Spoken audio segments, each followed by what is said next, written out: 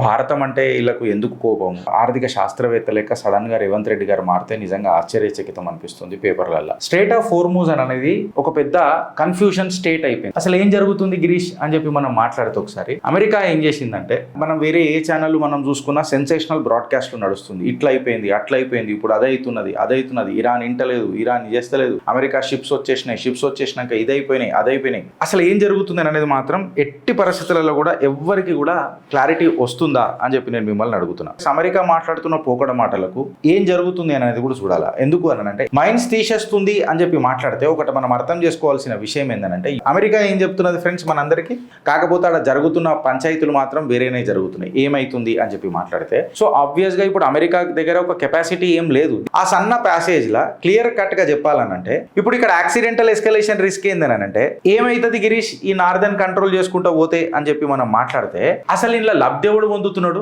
Actual గా damage ఎవడు అవుతున్నాడు అని చెప్పి మనం మాట్లాడితే, ఇక్కడ అర్థం చేసుకోవాల్సింది ఒక పెద్ద టాపిక్ ఉంది ఫ్రెండ్స్. ఏందనంటే, ఈ పైప్ లైన్ ఎవరికి ప్రాబ్లం అవుతుంది? ఈడ అత్యంత వార్ల ఇన్వాల్వ్ కాకపోయినా నష్టపోతుంది ఎవడు? అత్యంత లబ్ధి పొందుతుంది ఎవరు? టోల్ కడితే ఒక ప్రాబ్లం అయిపోయింది, టోల్ కట్టకపోతే ఒక ప్రాబ్లం అయిపోయింది. ఇప్పుడు ట్రూత్ ఏమున్నది అని చెప్పి మనం మాట్లాడితే, జియో పొలిటికల్ గేమ్ లా కంప్లీట్ గా క్లియర్ గా ఉన్నది. ఏంది? చింది చోర్ పాలిటిక్స్ అంటారు దీన్ని కరెక్ట్ గా చెప్తే.